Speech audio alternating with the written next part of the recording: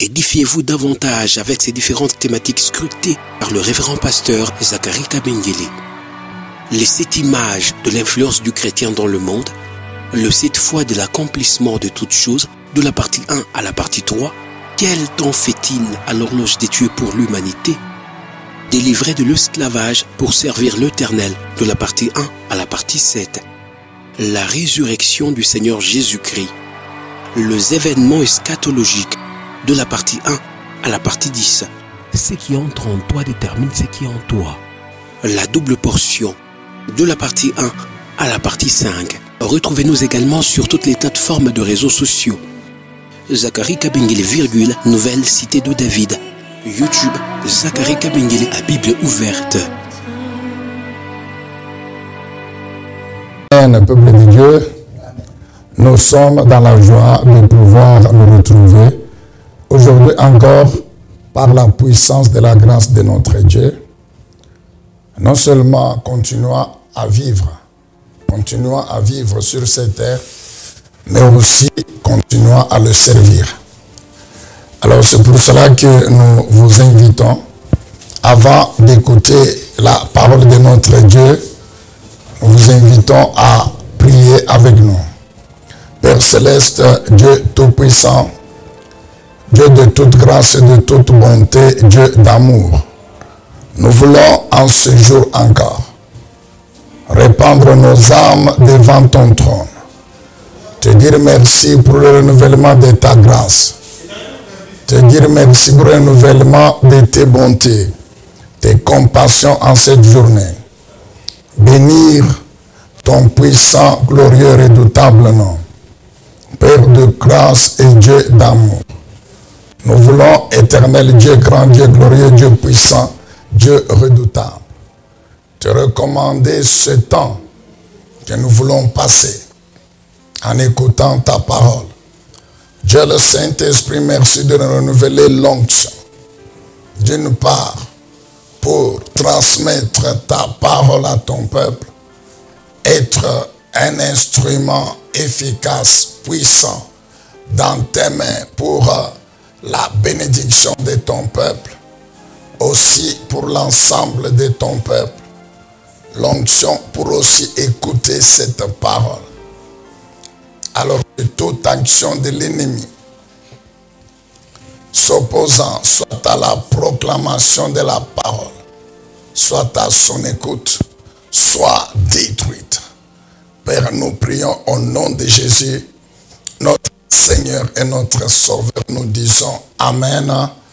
Est-ce qu'on peut acclamer le Seigneur Dieu Tout-Puissant? Oui, bien-aimé peuple de Dieu, comme vous pouvez, peut-être vous l'avez déjà suivi, la semaine prochaine, dans notre église, Nouvelle Cité de David, siège chef Katanka numéro 3, nous organisons une nouvelle semaine de jeûne et de prière. Nous organisons une nouvelle semaine de jeûne et de prière. Et donc, nous vous invitons, vous tous, peuple de Dieu, membres de la Nouvelle Cité de David, ainsi que membres d'autres églises de Jésus-Christ dans cette ville. Si dans votre église il n'y a pas un programme spécial, vous êtes aussi les bienvenus. Tous, nous sommes enfants du Dieu Tout-Puissant. Et lorsqu'il nous donne une opportunité pour encore frapper à sa porte, pour encore le rechercher de tout notre cœur, nous saisissons cette opportunité. Nous vous invitons donc tous ensemble, la semaine prochaine, du 13 au 20 novembre, à vous joindre à nous sur Chef Katanga numéro 3 pour passer un temps merveilleux encore dans la prière et le jeûne. Alors, c'est ainsi que ce message ici, que nous voulons livrer aujourd'hui de la part du Seigneur, concerne la puissance de la prière et du jeûne. La puissance de la prière et du jeûne. Ou la sagesse du jeûne tout court. Donc la puissance de la prière et du jeûne ou la sagesse du jeûne.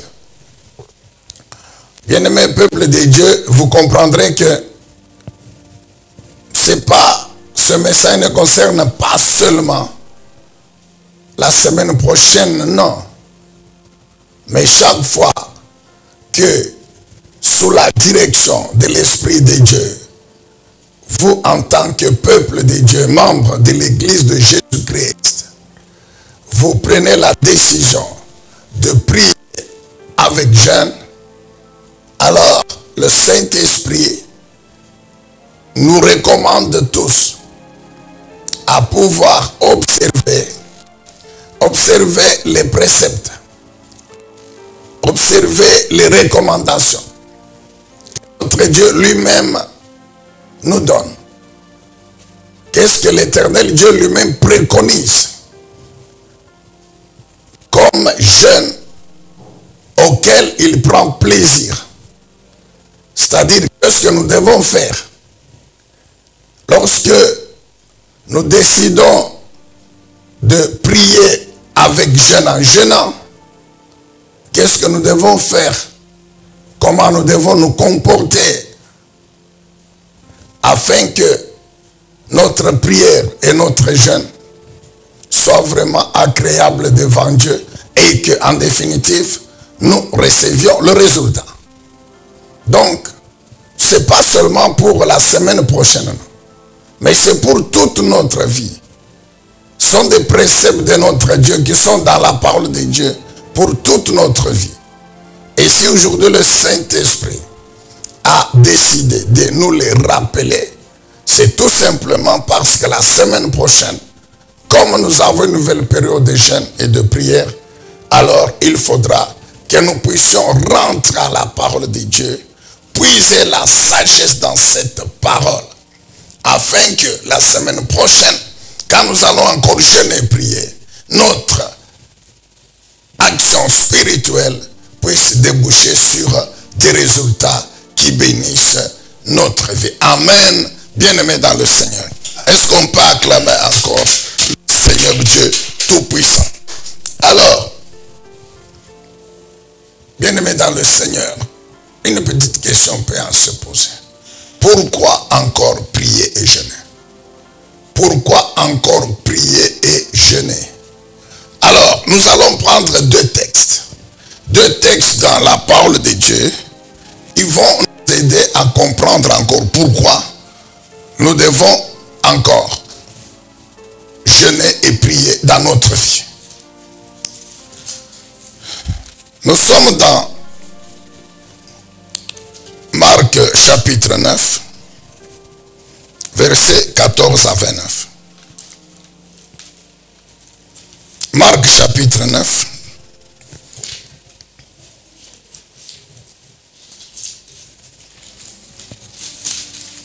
verset 14 au verset 29. Alors, bien sûr, le texte, il est assez long. Alors, ce que nous vous recommandons, c'est de pouvoir le lire. Donc, de 14 jusqu'au 29e verset. De 14 jusqu'au 29e verset. Mais, nous lisons pour vous le verset 29, le dernier. Jésus leur répondit: des esprits comme celui-là,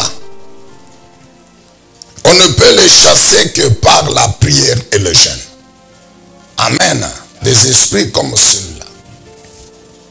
Nous savons nous tous que il s'agit d'un enfant qui était possédé par un esprit impur d'épilepsie.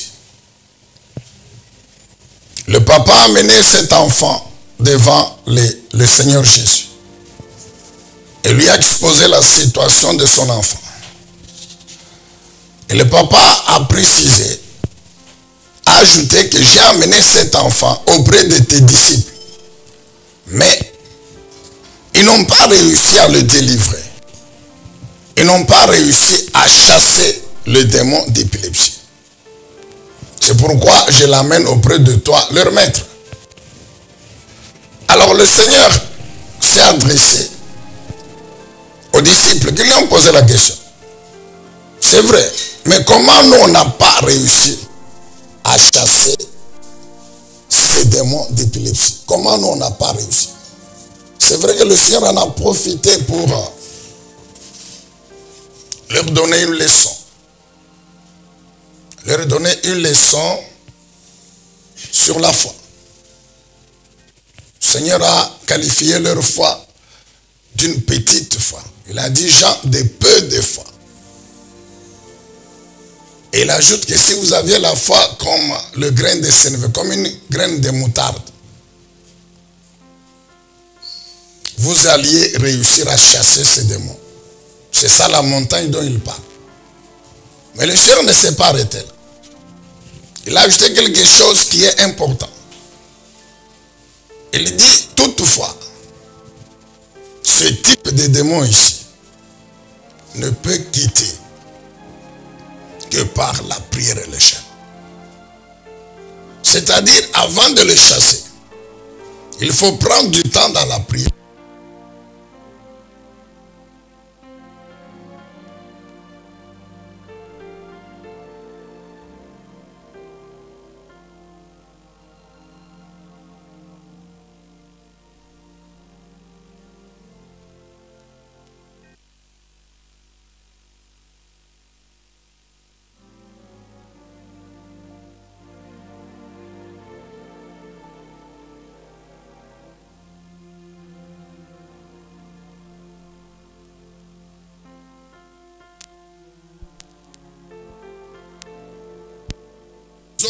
Nous voulons le répéter encore aujourd'hui.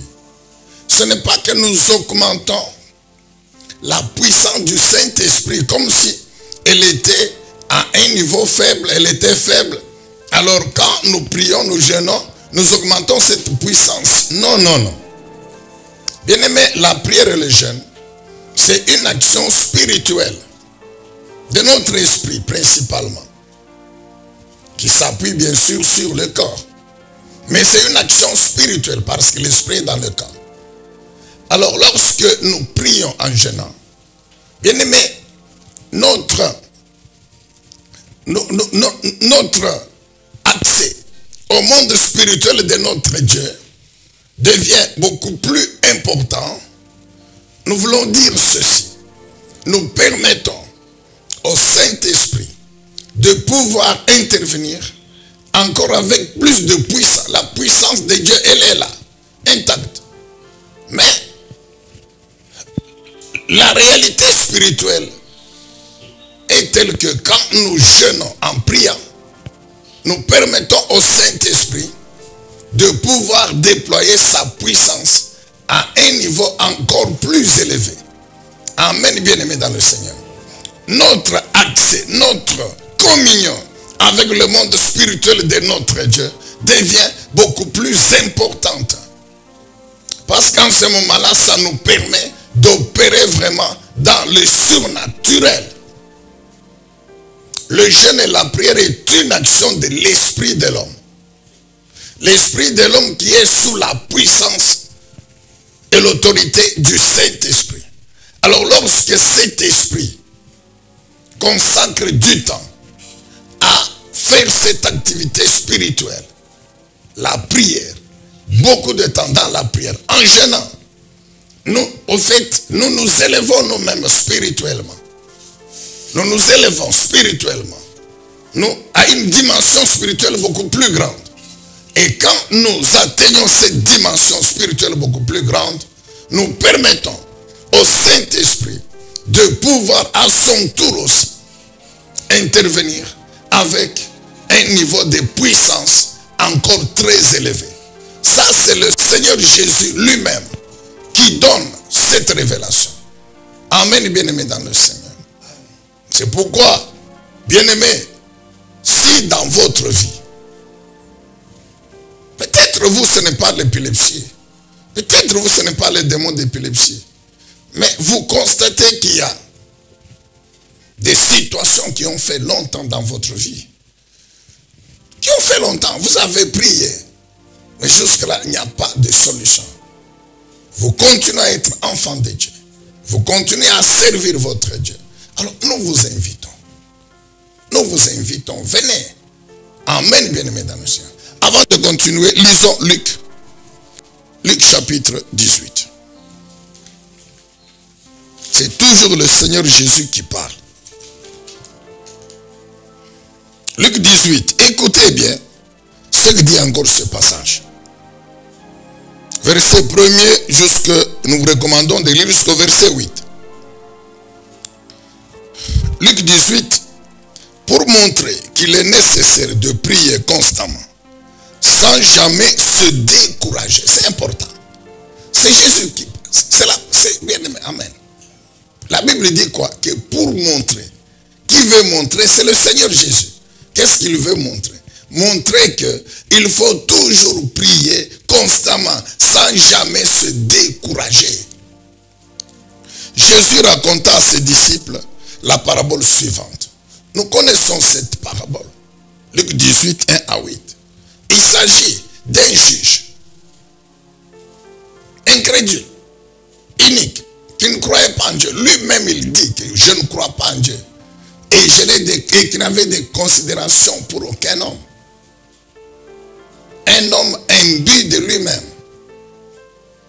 Mais puisqu'il était juge, le Seigneur Jésus dit qu'il y avait aussi une femme veuve qui avait un problème avec d'autres personnes et qui est venue se plaindre auprès du juge pour que le juge lui rende justice et permette à cette femme de récupérer ses droits auprès des personnes avec lesquelles elle avait des problèmes. Le Seigneur Jésus dit ceci, que cette femme est venue à plusieurs fois demander au juge de lui rendre justice. Le juge refusait toujours. Mais un jour, le juge s'est dit lui-même ceci. Même si je ne crois pas en Dieu, et même si je n'ai de considération pour personne, même si les hommes ne représentent rien devant moi, mais pour que j'aie la paix et que cette femme ne vienne plus me déranger, je vais alors lui faire justice. Amen, bien-aimé dans le Seigneur. Alors, voici maintenant comment le Seigneur Jésus conclut cette affaire. Il dit ceci. Le Seigneur ajouta, verset 6. Notez bien comment ce mauvais juge réagit. Alors, pouvez-vous supposer que Dieu ne défendra-t-il pas le droit de ceux qu'il a choisis et qui crient à lui jour et nuit et qu'il tardera à leur venir en aide? Moi, je vous dis qu'il défendra leurs droits promptement. Seulement, lorsque le Fils de l'homme viendra, trouvera-t-il encore la foi sur la terre? Amen. Donc le Seigneur Jésus conclut en disant, si cet homme pécheur, mais a fini par faire justice à la femme, votre Père Céleste, le Dieu de justice, est-ce qu'il tardera à vous faire justice à vous, ses enfants, qui criaient à lui jour et nuit? Il dit, votre Dieu vous fera justice. Il réagira promptement. Il vous fera justice. C'est pourquoi, bien-aimés dans le Seigneur, nous appuyons sur ces deux textes. Marc 9 et Luc 18. Nous vous exhortons. Vous qui avez encore des problèmes, qui résistent, des situations qui résistent, retenez que le Seigneur Jésus a dit dans Marc 9 aux disciples que ce type de démons, comme ce type de situation, ne peut être délivré, ne peut être terminé que par le jeûne et la prière. Alors c'est ici que, puisque nous devons continuer à prier, la Bible dit pour montrer à ses disciples qu'ils doivent toujours continuer à prier, continuer à crier à Dieu jour et nuit, le Dieu de justice. Il finira par vous rendre justice, par vous répondre, par vous délivrer, par vous guérir, par vous restaurer, par apporter la solution à votre problème. C'est ce que Jésus dit. Alors continuez. Alors c'est pour cela, bien-aimés, que la semaine prochaine, du 13 au 20, nous vous invitons tous. Venez vous joindre à nous. Nous vous invitons tous. Venez vous joindre à nous. Puisque Jésus lui-même nous exhorte à continuer à prier. Et qu'il dit que les situations qui ont fait longtemps, qui continuent à résister, semblables aux démons d'épilepsie, en jeûnant et en priant, la puissance de mon esprit finira par apporter la délivrance, par apporter la solution. Alors c'est pour cela qu'une fois de plus, nous vous invitons à vous joindre à nous la semaine prochaine. Est-ce qu'on peut dire amen, acclamer le Seigneur? Alors maintenant, une autre question qui se pose, c'est que la semaine prochaine, nous devons jeûner. Comment encore jeûner? La semaine prochaine, ce n'est pas la dernière période de jeûne et prière pour nous, non. Nous savons qu'en tant que chrétiens, la prière et le jeûne font partie de notre vie, des activités spirituelles de notre vie. Vous savez, n'oubliez jamais que la prière fait partie des sacrifices spirituels que toi et moi, en tant que chrétiens, enfants de Dieu, nous devons offrir à notre Dieu. Cela, c'est tous les jours, tous les jours. Le Seigneur Jésus il nous a établis roi et sacrificateur. Pourquoi? Pour le servir tous les jours. C'est ça le sacerdoce de la nouvelle alliance. C'est tous les jours. Ici, il n'y a pas un calendrier. Il n'y a pas un calendrier ici qui est établi pour dire la classe telle, c'est de tel mois à tel mois, la classe telle semaine à telle semaine, comme c'était dans l'ancienne alliance. Pour les sacrificateurs ici d'Aaron, non. Ici dans la nouvelle alliance, souviens-toi, toi et moi, nous sommes sacrificateurs de l'Éternel. Et donc toute notre vie, tous les jours, c'est servir l'Éternel. Tous les jours, toute notre vie, c'est servir l'Éternel. Et nous les servons en lui offrant des sacrifices. Souviens-toi de notre enseignement sur délivrer pour servir l'Éternel.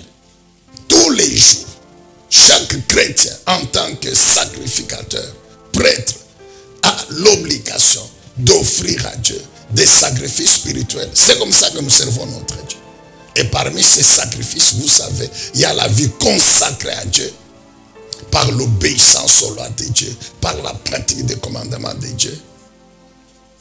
Il y a des sacrifices spirituels que nous offrons à Dieu tous les jours. Louange, adoration, les sacrifices d'action de grâce, la prière, l'écoute de la parole. Comme maintenant là, écouter la parole de Dieu, c'est servir Dieu.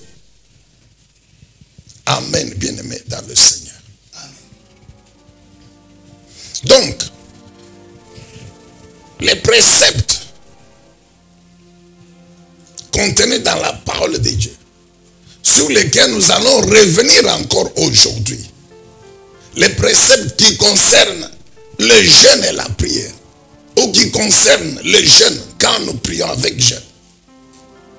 Ces préceptes-là, ce n'est pas seulement pour la semaine prochaine, mais c'est chaque fois, bien-aimé, nous l'avons dit dès le début, chaque fois que tu prends la décision de jeûner sous l'orientation du Saint-Esprit, chaque fois qu'au niveau de l'Église, sous la direction du Saint-Esprit, une période de jeûne et prière est décrétée, nous avons l'obligation de suivre scrupuleusement les recommandations du Seigneur.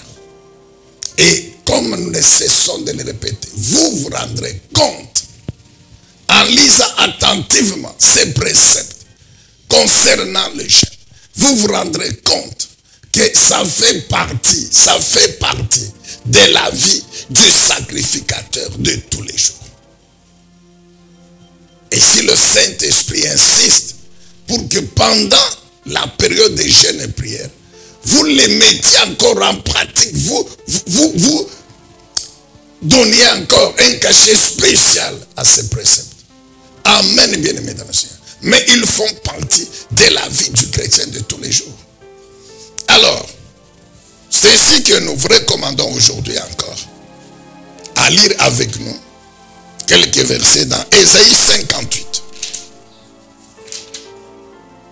Dans ce chapitre d'Ésaïe 58, et bien sûr, on peut trouver d'autres passages par-ci, par-là. Nous trouvons vraiment les préceptes qui concernent le jeûne. Le jeûne, comme il est écrit, auquel Dieu prend plaisir. Le jeûne que l'Éternel Dieu lui-même préconise. C'est-à-dire, ce que toi et moi nous devons faire, comment nous devons nous comporter, quelle doit être notre vie spirituelle, quelle doit être notre relation spirituelle avec notre Dieu pendant que nous jeûnons. Il est vrai qu'en une séance, on ne peut pas tout terminer, mais nous allons vraiment essayer de synthétiser. Et notre pièce, je vous recommande de relire encore tout ce chapitre d'Ésaïe 58. Bien-aimés dans le Seigneur, pendant ce temps, nous sommes en train de parler sur la sagesse et l'alliance. La sagesse et l'alliance de notre Dieu. Il s'agit de la sagesse de Dieu. Et pas plus tard que dimanche dernier, nous sommes en train de comprendre que la sagesse de Dieu comprend aussi les pensées et les voies de Dieu.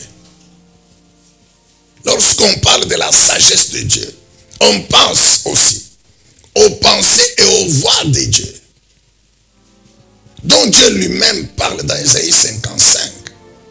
Il dit que mes pensées et mes voies à moi, Dieu, qui suis au ciel, loin au-dessus de vous les hommes qui êtes sur la terre, sont insondables. Mes pensées et mes voies à moi ne sont pas à comparer aux vôtres. Alors ce que je vous demande, vous les hommes, c'est d'être suffisamment humble et sage et de rechercher à tout prix mes pensées et mes voies en moi. Et non pas vous avancer devant moi, vous comporter devant moi avec vos voies à vous, vos pensées à vous. Non. Parce que mes pensées à moi et mes voies à moi n'ont rien à voir avec les vôtres, vous les hommes. Et nous avons compris que Dieu nous a révélé ses pensées et ses voies dans sa parole. Dieu nous révèle ses pensées et ses voies dans sa parole. La parole qui est écrite, le logos dans la Bible, et quand Dieu veut nous parler directement par le réma, Dieu nous révèle aussi ses pensées et ses voies.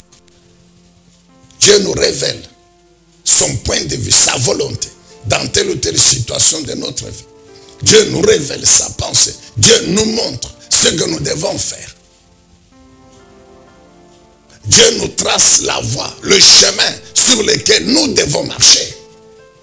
C'est au travers de sa parole que Dieu nous révèle de plusieurs manières. La Bible dit, Dieu parle tantôt d'une manière, tantôt d'une autre. Nous le savons. Dieu parle tantôt d'une manière, tantôt d'une autre. Il nous parle par les songes, par les visions. Dieu nous parle par une voix audible. Dieu nous parle par sa parole écrite. Bien-aimés, point n'est besoin pour nous de vous rappeler que chaque fois que vous lisez un verset dans la Bible, mais c'est Dieu qui vous parle. Quand vous lisez un verset dans la Bible, ce verset-là reprend la parole de Dieu. Mais Dieu vous parle. Dieu vous parle. Lorsque la Bible dit « Ainsi dit l'Éternel », vous lisez le verset, bien aimé, mais vous devez donc être dans l'attitude qu'en lisant, Dieu est en train de vous parler. Amen, bien aimé dans le Seigneur. Que Dieu soit loué, que notre Dieu soit béni. Donc, les pensées et les voies de Dieu, Dieu nous les révèle dans sa parole. Dieu nous parle de plusieurs manières. Et toi et moi, nous avons encore compris que qui dit parole de Dieu, dit alliance. C'est dans la parole de Dieu que nous trouvons l'alliance de notre Dieu. Et là, ça nous ramène encore à la Bible. où il y a les deux alliances, l'ancienne et la nouvelle. Mais toi et moi, nous avons compris qu'en fait, il s'agit de la parole de Dieu, de la Genèse à l'Apocalypse. Si l'alliance est contenue dans la parole de Dieu, bien aimé, c'est la parole de Dieu, de l'alliance, de la Genèse à l'Apocalypse. Nous devons faire attention. C'est pourquoi, pour bien nous aider à comprendre les choses, quand le Seigneur Jésus est venu, il a dit clairement ceci. Je ne suis pas venu abolir l'ancienne alliance, non. Je ne suis pas venu abolir la loi de Moïse. Je suis venu accomplir cette loi. Accomplir la loi de Moïse. Accomplir les prophéties. Tout ce qui a été dit. C'est pourquoi, bien aimé, nous devons faire extrêmement attention. Parce qu'aujourd'hui, on entend toujours, oh non, ça c'est la loi de Moïse. Ça ne nous concerne pas. Mais dans la loi de Moïse, il y a les 10 commandements. Mais les 10 commandements, c'est Moïse. Les 10 commandements appartiennent à Moïse? Non. Les 10 commandements appartiennent à Moïse. C'est ce qui est écrit. Que Moïse dit non. Exode chapitre 21 à 17. C'est écrit quoi? L'Éternel Dieu dit ceci. 1, 2 jusqu'à 10. Et la Bible dit lui-même l'Éternel. Il a écrit ces 10 lois-là sur les tables de pierre. Et il a remis à Moïse les 10 commandements. Parce que l'Éternel Dieu, donc il ne voulait pas que Moïse commette des erreurs. Lui-même, il a écrit lui-même les 10 lois. De son doigt, lui l'Éternel. Et il a remis à Moïse. Amen, bien-aimé dans le Seigneur. Donc, peuple de Dieu, nous devons faire extrêmement attention. Où est-ce qu'il est écrit que la loi de Moïse a aboli l'alliance que Dieu avait conclue avec Noé? C'est écrit où? Est-ce que l'alliance que Dieu a conclue avec Noé ne continue pas à fonctionner aujourd'hui? Prenez seulement Genèse 8, verset 22. 3 lois importantes concernant la planète Terre et la vie des hommes et femmes sur la terre. Est-ce que ces lois-là continuent à fonctionner, à faire tourner la planète Terre, oui ou non? Amen, bien-aimé dans le Seigneur. Si Dieu dit ceci, que tant que la planète Terre va exister, elle va tourner autour d'elle-même. C'est ça, la conséquence jour et nuit. Elle va tourner autour du soleil. La conséquence, c'est la succession des saisons et des climats. Alors, comment la loi des semaines et des moissons ne doit pas s'appliquer?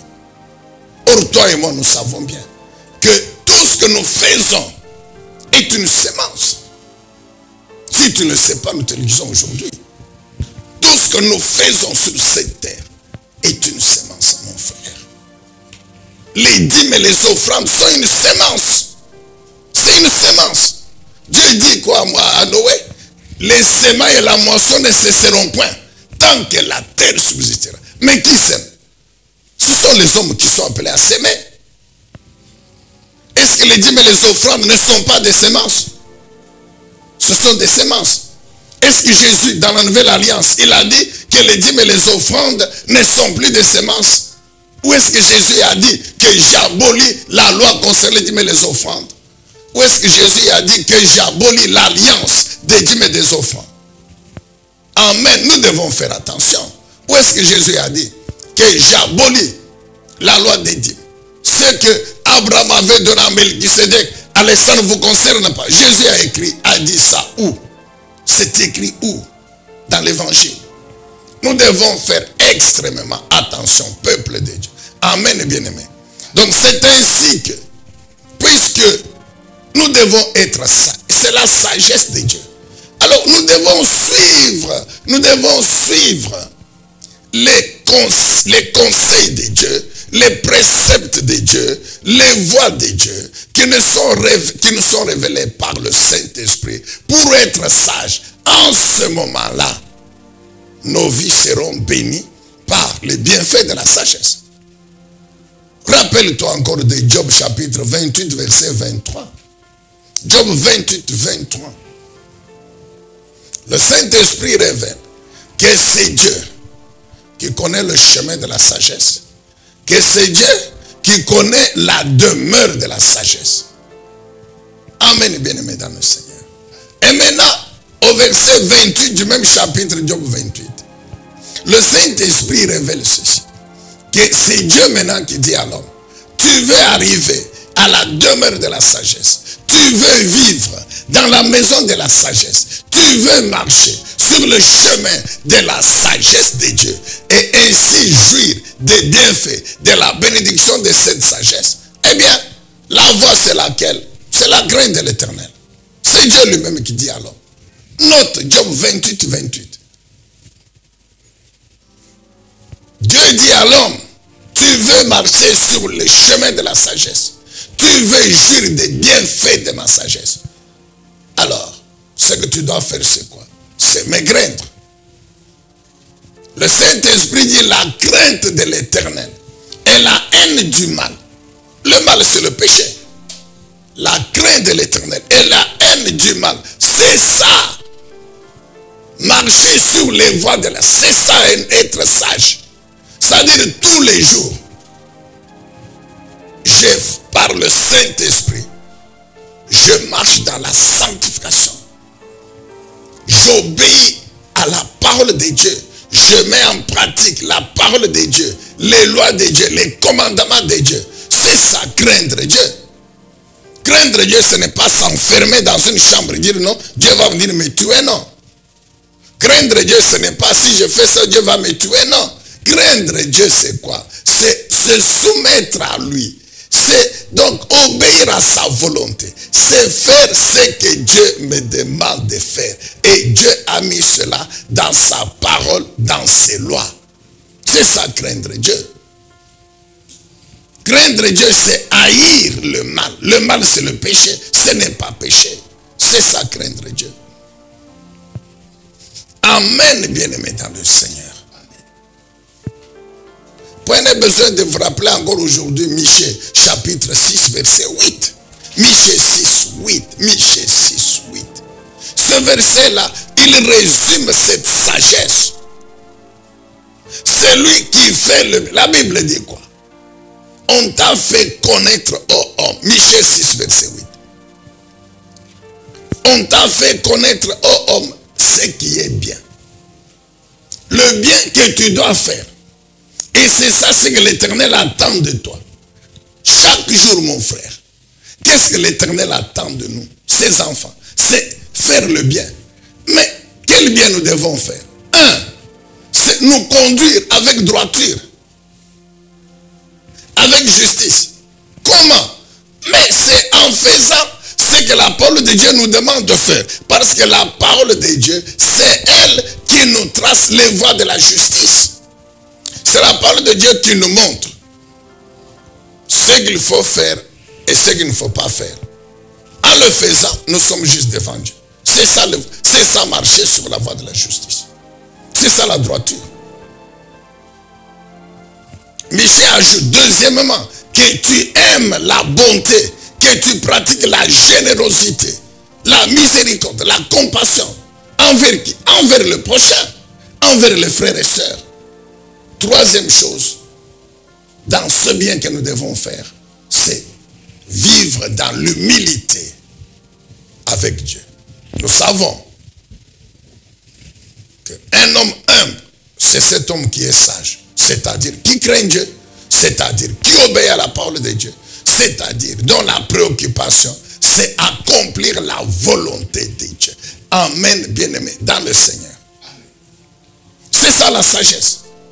Maintenant, concernant le jeûne et la prière, Dieu lui-même a tracé la voie de la sagesse du jeûne. C'est-à-dire Dieu lui-même a défini les préceptes que nous devons pratiquer quand nous jeûnons, quand nous prions en jeûnant. Parce que nous savons que notre jeûne à nous les chrétiens, ce n'est pas une grève de faim. Non, non, non, non, non. Non, non. Nous nous abstenons de nourriture, non pas comme une grève de faim. Non, non. C'est pourquoi nous parlons de jeûne et de prière. Amen, bien-aimés dans le Seigneur. est les préceptes, les recommandations de Dieu pendant que nous jeûnons et prions. C'est ce que nous appelons la sagesse du jeûne. En pratiquant cela, nous marchons sur la voie de la sagesse du jeûne. Et marchant sur cette voie que Dieu lui-même trace, la voie de la sagesse du jeûne, absolument nous rencontrons la puissance de l'Esprit de Dieu qui va maintenant apporter la bénédiction dans notre vie, les bienfaits maintenant de la sagesse du jeûne. Donc quand nous parlons de la sagesse du jeûne, il y a des préceptes que nous devons faire. Il y a des choses qu'on doit faire. En les faisant, nous marchons sur la voie de la sagesse. Et en marchant sur cette voie, la main puissante du Saint-Esprit va maintenant accomplir dans nos vies la bénédiction qui est sur cette voie. C'est ça le bienfait de la sagesse. Amen, bien-aimés dans le Seigneur. Amen, bien-aimés dans le Seigneur. Et quand nous allons dans Ésaïe 58, nous trouvons d'une part les préceptes qui nous montrent la voie de la sagesse. D'autre part, les bienfaits qui nous montrent la bénédiction que nous tirons quand nous marchons sur cette voie. Est-ce qu'on peut dire amen à cela? Alors, nous voulons donc vous lire rapidement cet ensemble de préceptes. Si vous êtes attentif, vous allez automatiquement relier avec Michée 6, verset 8. Alléluia. Que Dieu soit loué. Alors, nous allons donc dans Ésaïe chapitre 58. Ésaïe 58. Nous lisons à partir du 3e verset. La Bible dit ceci. Que nous sert de jeûner si tu ne le vois pas? Pourquoi nous humilier si tu ne prends pas garde? Ici, c'est la question qui est posée, que tout le monde peut se poser. Pourquoi jeûner? C'est ça, pourquoi jeûner? Si après le jeûne, il n'y a aucun résultat. Pourquoi jeûner? Si après avoir jeûné, la situation demeure la même. Alléluia. Alors maintenant, écoutez la réponse. Au jour où vous jeûnez, vous traitez vos affaires. Traiter ces affaires, c'est ce que nous avons déjà dit en son temps. Vous vous livrez à vos penchants. Vous vous livrez à vos penchants. Et vous exploitez tous vos ouvriers. Vous passez votre jeûne en procès et querelle et en donnant des coups de poing avec méchanceté.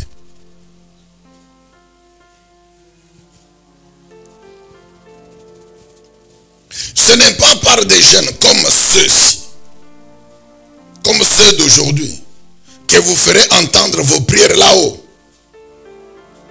Et cela le jeûne auquel je prends plaisir. Et cela un jour où l'homme s'humilie. S'agit-il de courber la tête comme un jonc, un roseau, et de vous étaler sur le sac et la cendre? Pouvez-vous appeler cela un jour de jeûne que l'Éternel a créé? Amen, bien-aimé dans le Seigneur. Ici, bien sûr, le Seigneur Jésus est revenu là-dessus. Il a dit, quand vous jeûnez, ne faites pas comme les pharisiens. Quand vous jeûnez, le jeûne c'est une activité spirituelle qui ne doit pas être démontrée physiquement. C'est pourquoi vous vous rappelez, le Seigneur Jésus a dit, quand vous jeûnez, parfumez-vous. Ça ne sert à rien de porter le sac et la cendre. Bien sûr, il y a des gens dans la Bible qui ont fait cela. Mais le Seigneur Jésus, ce n'est pas ça le jeûne. Quand vous jeûnez, c'est une activité spirituelle que vous faites en secret avec votre Dieu. Parfumez-vous, soyez propres.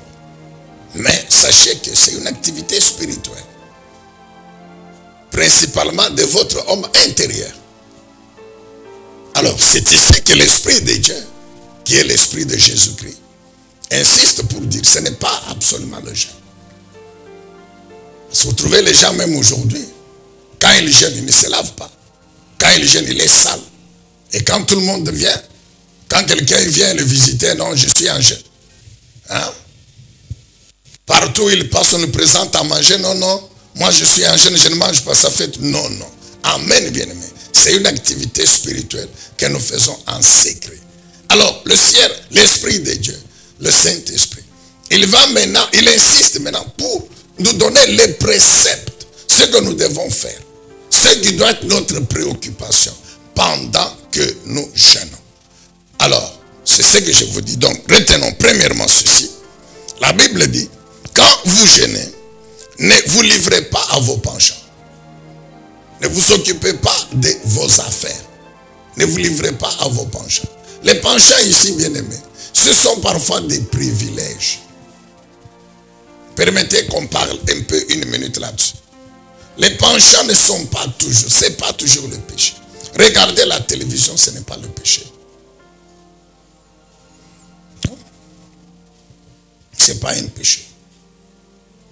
Mais toujours est-il que quand vous êtes en période de jeûne et prière,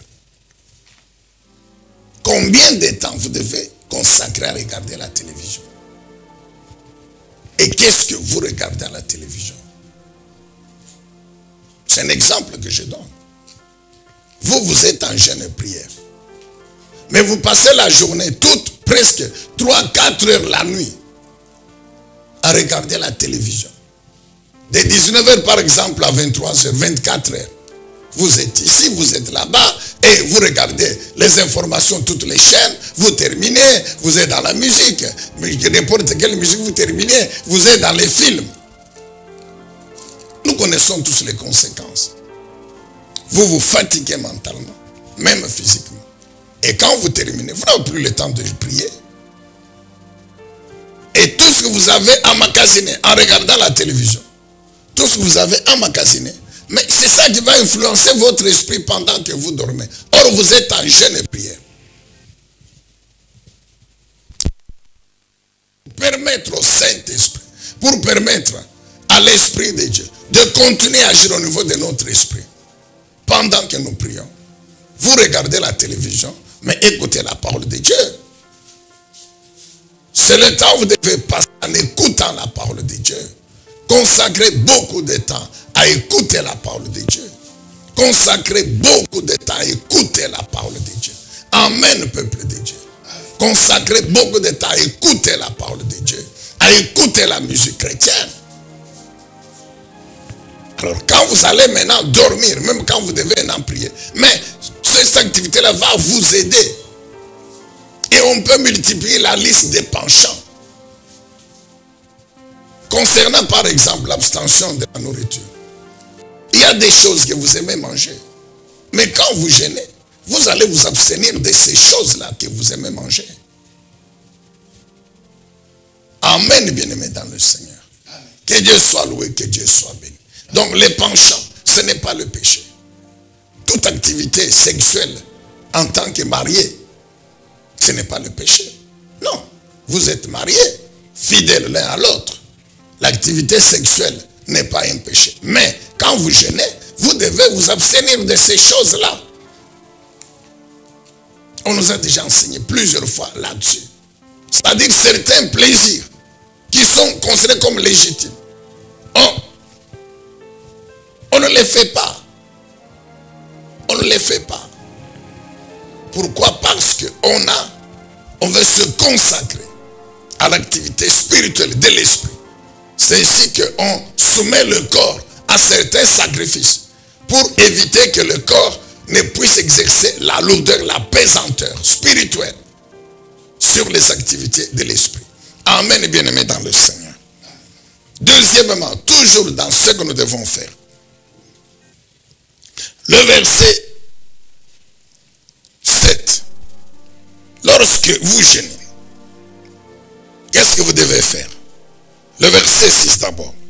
Ce que vous devez faire, c'est quoi? Détacher les liens de la méchanceté. Délier les courroies de toute servitude. Mettre en liberté tous ceux qui l'on opprime. Et briser toute espèce de joute. Ici, il s'agit principalement de la relation avec le prochain. Relation avec le prochain. Quel que soit le type de relation particulière qui vous lie au prochain. Amen, bien-aimé dans le Seigneur.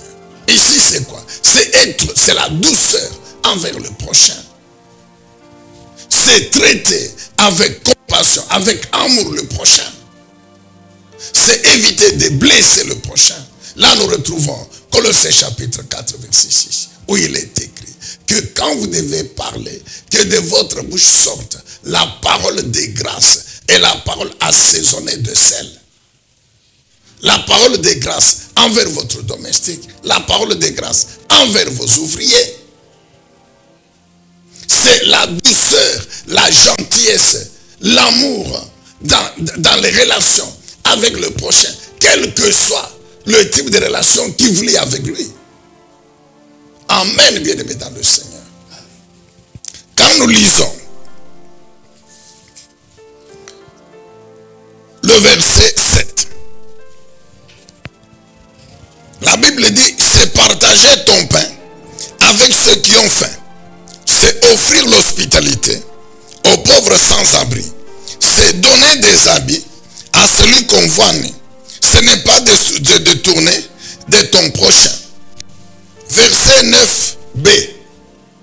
Si du milieu de toi, tu supprimes le joug de l'oppression, c'est-à-dire que tu n'opprimes pas ton prochain d'une manière ou d'une autre, les gestes menaçants. Donc, tu ne menaces pas les gens, pas de paroles menaçantes.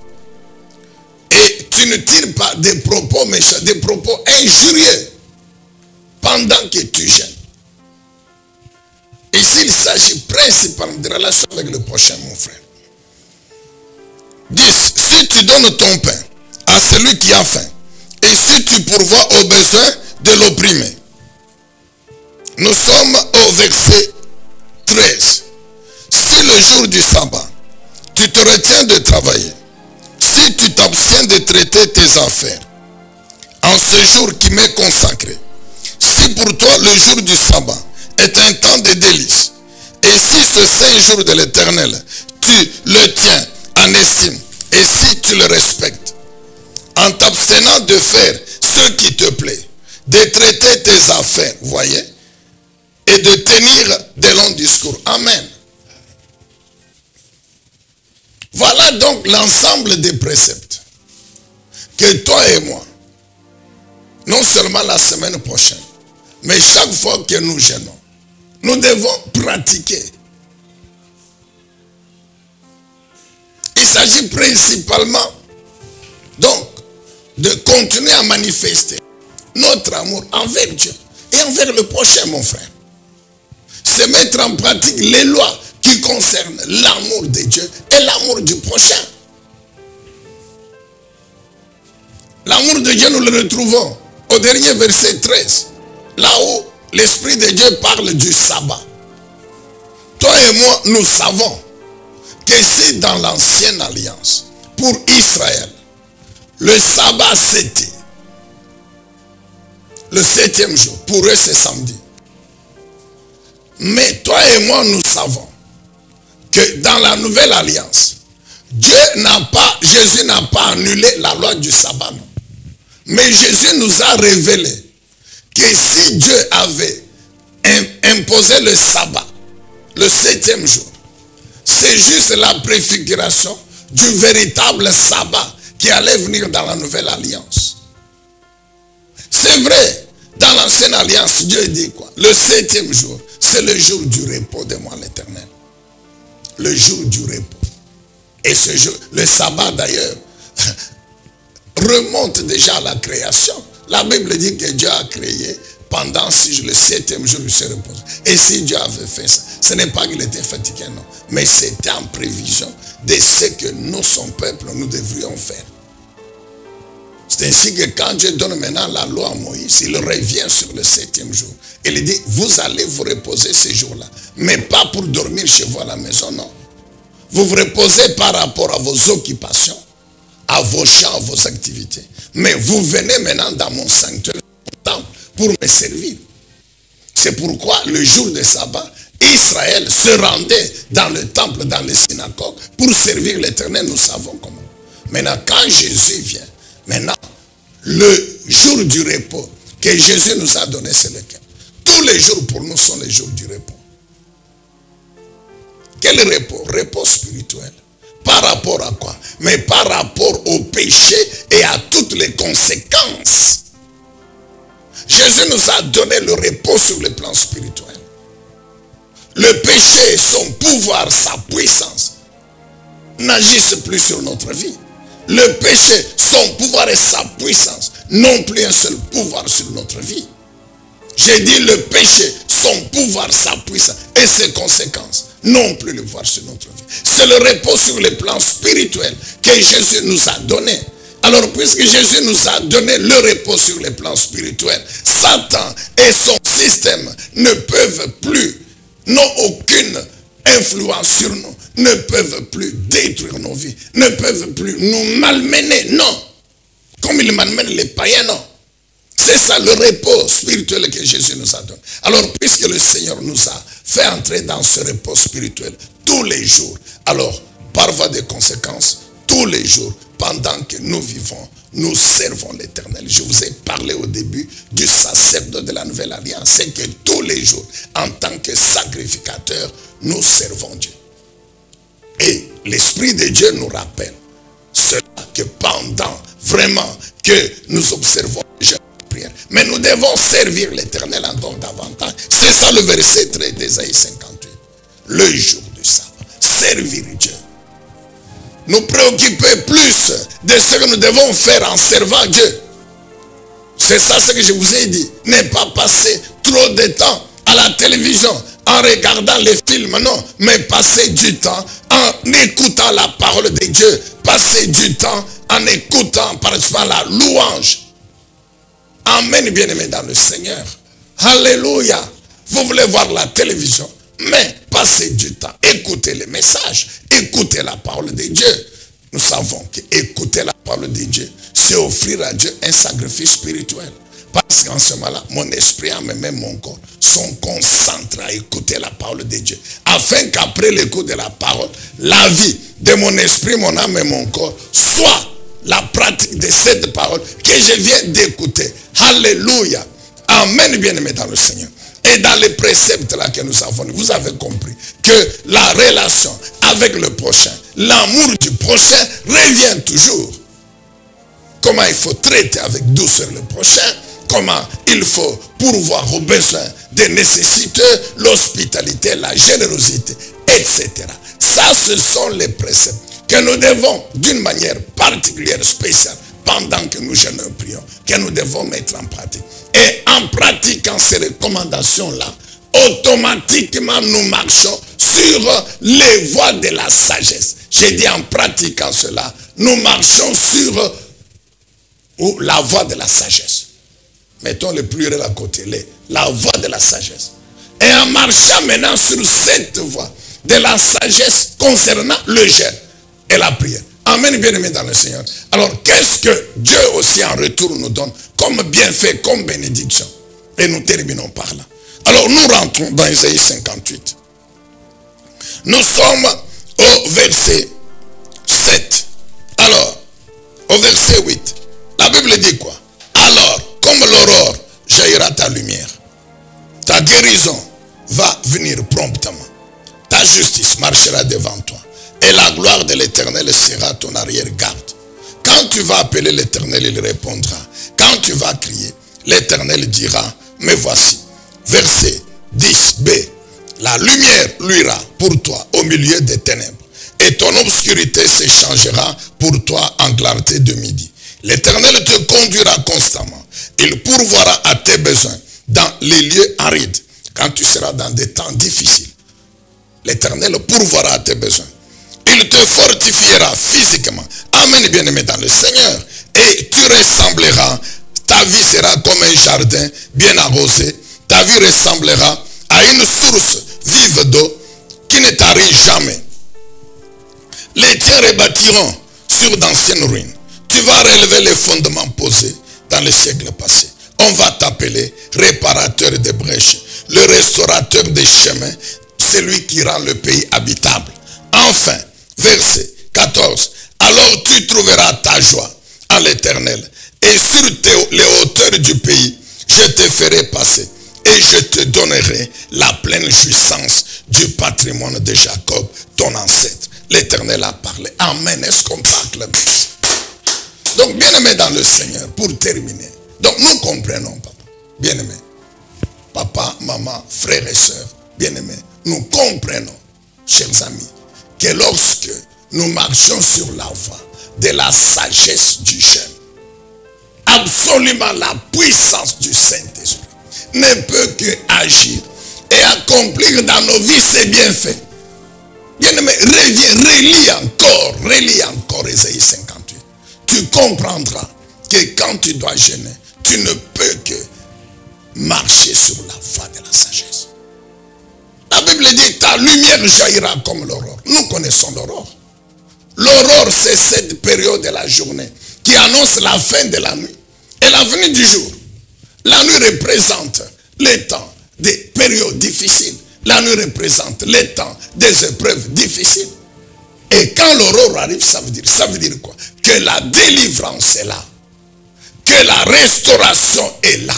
Car le jour amène la délivrance. Le jour amène la restauration. Le jour amène la guérison. Le jour amène la victoire dans le combat. Le jour amène, mon Dieu et mon roi, la possession de l'héritage. Le jour amène l'accomplissement de la vision de Dieu, de la bénédiction de Dieu. Amen, bien-aimé dans le Seigneur. Et cette lumière qui jaillit, mais c'est notre Dieu. La Bible dit Dieu est lumière. La Bible dit Jésus-Christ est lumière. Le Saint-Esprit, l'Esprit de lumière. Le Saint-Esprit nous révèle que la parole de Dieu elle-même, c'est la lumière. Donc ça veut dire quoi? Que la puissance de la lumière, que notre Dieu, le Père, Dieu le Fils, Dieu le Saint-Esprit, que sa parole va agir. Et quand la puissance de la lumière agit, la Bible dit, les ténèbres ne peuvent pas régner. Amen. Jésus a dit quoi? Je suis la lumière du monde. Jean 8, 12. Celui qui croit en moi, c'est-à-dire qui met sa confiance en moi, c'est-à-dire qui est humble devant moi, c'est-à-dire qui me craint, c'est-à-dire qui accepte de marcher sur les voies de ma sagesse à moi. Et concernant le jeune, qui accepte de marcher sur la voie de la sagesse du jeune, Jésus dit quoi? Que les ténèbres ne pourront jamais détruire sa vie. Mais au contraire, sa vie sera bénie par cette lumière. La lumière que je suis. La lumière qui est mon esprit. Jésus veut dire quoi? Que sa vie sera bénie, sera guérie, sera transformée, sera miraculeusement bénie par ma puissance. Celle de ma parole, celle de mon esprit saint. C'est pourquoi la Bible dit que la gloire de Dieu t'accompagnera. Là où la puissance de Dieu opère, mais la gloire est manifestée. Quand la puissance de Dieu ressuscite les morts, la gloire de Dieu est là. Quand Jésus ouvre les yeux de l'homme né aveugle, il dit quoi? Vous allez voir la gloire de Dieu. Quand Jésus ressuscite Lazare, il dit quoi? Vous verrez aujourd'hui la gloire de Dieu. Et ils ont vu la gloire de Dieu à Béthanie. Amen, bien-aimés dans le Seigneur. Lorsque la puissance de notre Dieu opère, agit dans nos vies, opère des miracles. Mais c'est la gloire de Dieu qui est manifestée. C'est pourquoi la Bible dit la gloire de l'Éternel sera ton arrière-garde. La Bible dit quoi? Tu vas appeler, l'Éternel va répondre. La Bible dit ta lumière va jaillir dans les ténèbres. C'est que nous disons la puissance de Dieu va détruire les ténèbres. Tout ce qu'il y a comme ténèbres, leurs œuvres, leurs actions, leur puissance dans votre vie sera détruit par la puissance de la lumière. Le Saint-Esprit dit, quand tu vas marcher sur la voie de la sagesse du jeune, ta vie sera comme un jardin arrosé. L'Éternel sera constamment ton guide. Il pourvoira à tous tes besoins quand tu seras dans des temps difficiles. Le Saint-Esprit dit, ta vie sera comme cette source d'eau qui ne tarit jamais. Dieu dit, lorsque tu vas observer le sabbat. Ah oui, je t'ai expliqué pour nous les chrétiens ce que c'est que observer le sabbat. Pendant que tu gênes là, tu continues à observer le sabbat. Qu'est-ce que le verset 14 dit? Dieu dit alors, tu trouveras ta joie en l'Éternel ton Dieu. Et sur les hauteurs du pays, l'Éternel va t'élever sur les hauteurs du pays. Amen. Nous prions, Seigneur, élève-moi à une nouvelle dimension. Mais élever sur les hauteurs du pays, ça ne veut pas dire que Dieu va faire absolument de toi le président de la République. Non. Mais Dieu veut dire ceci, que dans tous les domaines de ta vie, le Saint-Esprit, par sa puissance, va t'élever à une dimension encore beaucoup plus grande. Sur les plans spirituels, une nouvelle dimension. Sur les plans physiques, une nouvelle dimension. Sur les plans matériels, financiers, une nouvelle dimension. Davantage de succès, de réussite, de victoire. Amen, bien-aimés dans le Seigneur. Que Dieu soit loué, que Dieu soit béni. Bien-aimés, nous sommes obligés d'arrêter par là. Mais nous vous rappelons que la semaine prochaine, du 13 au 20 novembre de ce mois ici, à la nouvelle cité de David, chef Katanga numéro 3, une nouvelle période de jeûne et prière. Vous avez suivi ce message. Qu'est-ce que vous devez retenir? C'est important de continuer à jeûner et à prier. Rappelez-vous de Marc chapitre 9 et puis de Luc chapitre 18. Rappelez-vous aussi que en marchant sur la voie de la sagesse, en pratiquant les préceptes que Dieu nous recommande, en ce moment-là, nous pratiquons le jeûne que Dieu préconise, qui lui est agréable. Et absolument la puissance de l'Esprit de Dieu va opérer et amener dans nos vies les bienfaits de la sagesse, dont il est question encore dans Ésaïe 58. Alors, c'est ainsi que, bien-aimés, préparez-vous à participer activement à cette période de jeûne et la prière. Et nous savons que l'Éternel, notre Dieu, vous bénira encore davantage. Au nom puissant, glorieux de Jésus, notre Seigneur et notre Sauveur, nous acclamons le Seigneur et nous disons Amen. Édifiez-vous davantage avec ces différentes thématiques scrutées par le révérend pasteur Zacharie Kabengele. Les 7 images de l'influence du chrétien dans le monde, le 7 fois de l'accomplissement de toutes choses, de la partie 1 à la partie 3, quel temps fait-il à l'horloge des Dieu pour l'humanité? Délivré de l'esclavage pour servir l'Éternel, de la partie 1 à la partie 7. La résurrection du Seigneur Jésus-Christ. Les événements eschatologiques, de la partie 1 à la partie 10. Ce qui entre en toi détermine ce qui est en toi. La double portion, de la partie 1 à la partie 5. Retrouvez-nous également sur toutes les plateformes de réseaux sociaux. Zacharie Kabengele, nouvelle cité de David. YouTube, Zacharie Kabengele à Bible ouverte.